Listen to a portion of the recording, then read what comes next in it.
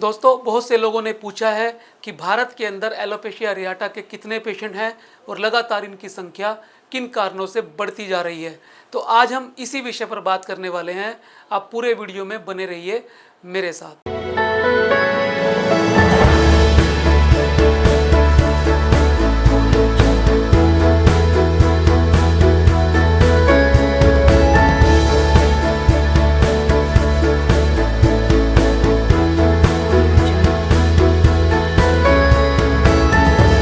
दोस्तों, एलोपेशिया एरियाटा यानी बालों में कीड़ा लगना, जिसे आम भाषा में कहा जाता है, बड़ी अजीब और परेशान करने वाली समस्या है। ये दिन पे दिन बढ़ती जा रही है।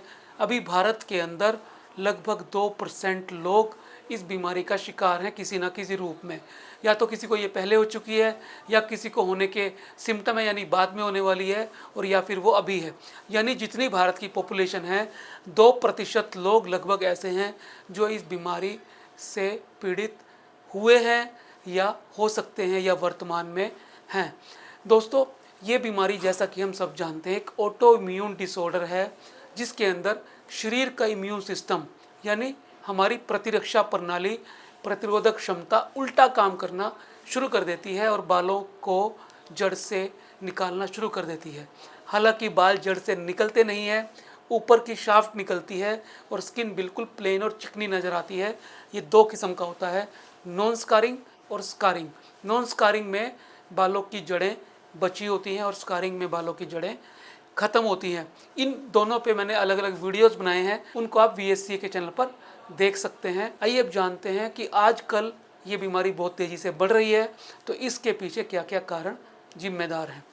नंबर 1, आनुवंशिकता यानी जीन्स की वजह से ये बीमारी बहुत तेज़ी से फैलती है। यदि माता पिता की फैमिली के अंदर प्री डिस्पोज्ड जीन्स हैं, यानी उनके अंदर कुछ गुणसूत्र ऐसे हैं, तो बच्चों के अंदर संभावना बढ़ जाती है और 15 से 20% केस जेनेटिक कारणों से होते हैं।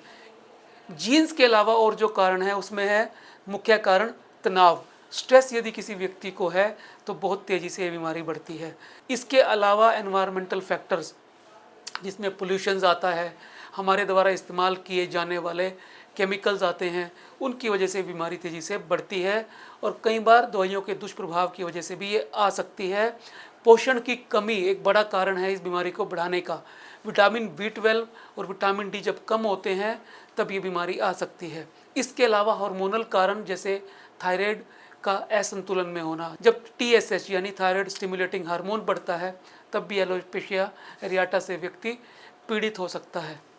दोस्तों, इन सब कारणों से हमारा इम्यून सिस्टम रिवर्स हो जाता है, ठीक ऐसे ही जैसे एक बाग का माली ही बाग को उजाड़ना शुरू कर दे, या फिर एक नाविक ही नाव को उल्टा कर दे, जिसका काम नाव को बचाना होता है और जिस माली का काम बाग की रक्षा करना होता है। ऐसे ही हमारा प्रतिरक्षा तंत्र यानी हमारा इम्यून सिस्टम, जो हमारे शरीर को बीमारियों से बचाता है, वही शरीर के किसी अंग पर बीमारियां पैदा करनी शुरू कर देता है।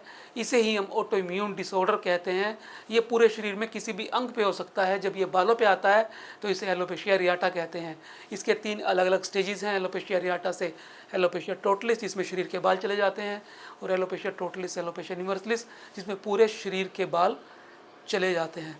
तो इस तरह से ये बीमारी भारत के अंदर बहुत तेज़ी से बढ़ती जा रही है। लेकिन आयुर्वेदा के अंदर इस बीमारी को ठीक करने के लिए बहुत सी औषधियाँ और दवाइयाँ मौजूद हैं। यदि आयुर्वेद के हिसाब से दिनचर्या का पालन किया जाए, ऋतुचर्या का पालन किया जाए, पत्ते अपत्य का ध्यान रखा जाए और किसी अच्छे आयुर्वेदिक चिकित्सक से इस बीमारी का इलाज लिया जाए, तो इसे जड़ मूल से ख़त्म किया जा सकता है।